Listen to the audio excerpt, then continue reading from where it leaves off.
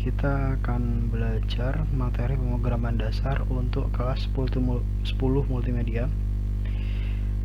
Nah, untuk materi dari pemrograman dasar sendiri, KD atau kompetensi dasar yang pertama 3.1 kita akan belajar bagaimana cara menerapkan alur logika pemrograman komputer.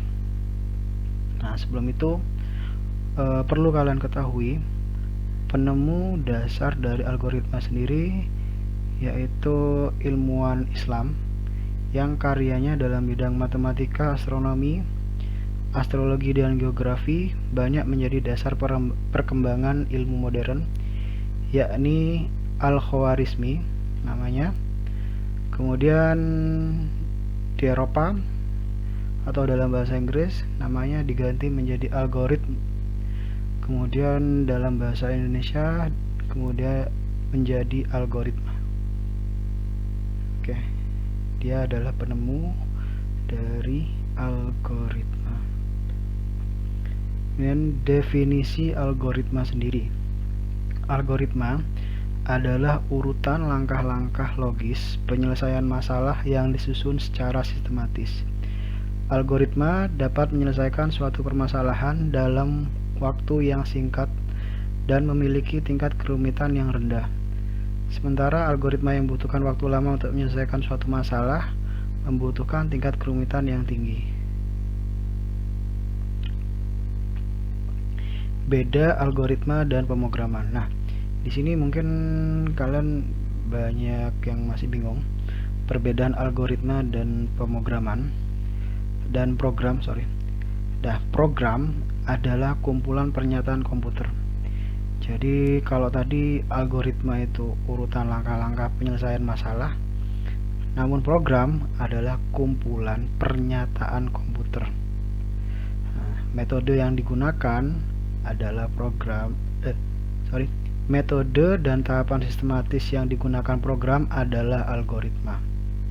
Program ditulis dengan menggunakan bahasa pemrograman. Jadi bisa disebut bahwa program adalah suatu implementasi dari bahasa pemrograman. Kemudian bisa kalian lihat untuk membuat alur logika pemrograman dalam dua bentuk penyajian. Yang pertama, pseudocode itu berbentuk tulisan. Jadi ini algoritma yang sudah mendekati dengan bahasa pemrograman, mirip dengan bahasa pemrograman Pascal atau C, sehingga lebih tepat digunakan untuk menggambarkan algoritma yang akan dibawa atau dikomunikasikan kepada pemrogram. Sedangkan algoritma yang disajikan dengan gambar yaitu dengan flowchart, seperti yang kalian lihat di bagian kanan. Ini flowchart. Flowchart atau bagan alir adalah skema yang menunjukkan aliran di dalam suatu program secara logika. Flowchart merupakan alat yang banyak digunakan untuk menggambarkan algoritma dalam bentuk notasi tertentu. Flowchart merupakan gambar atau bagan yang memperlihatkan urutan dan hubungan antar proses beserta pernyataannya. Oke, ini ya bisa kalian lihat ya.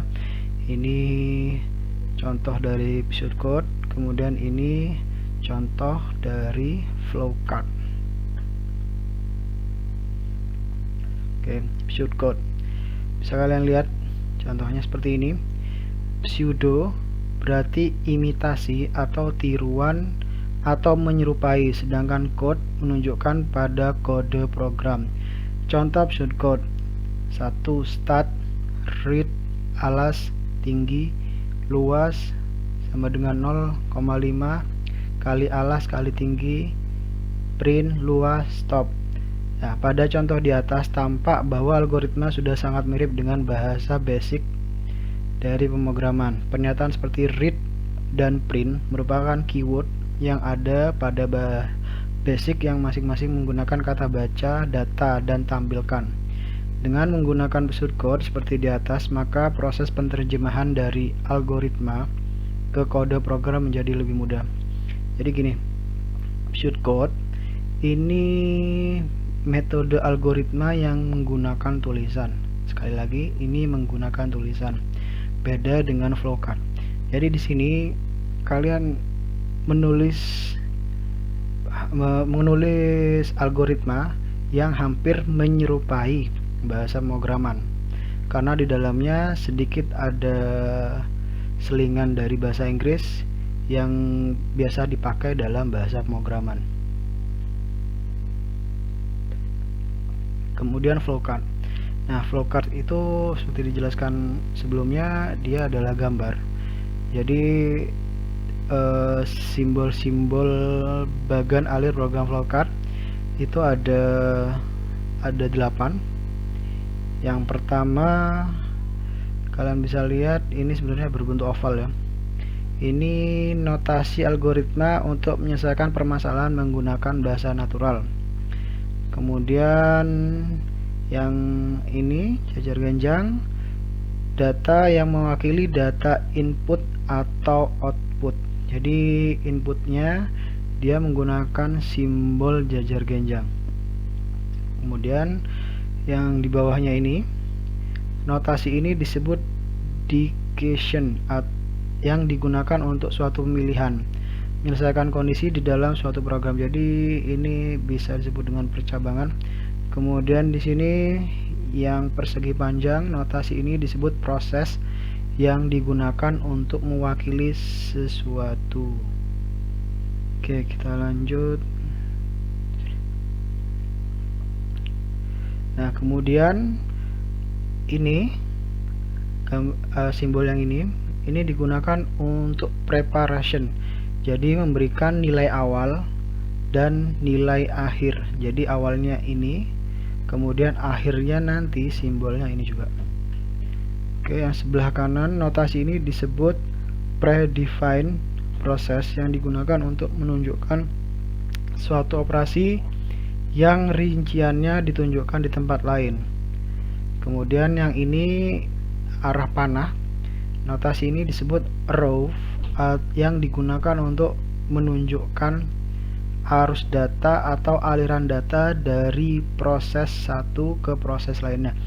Jadi untuk penghubungnya dia menggunakan simbol panah.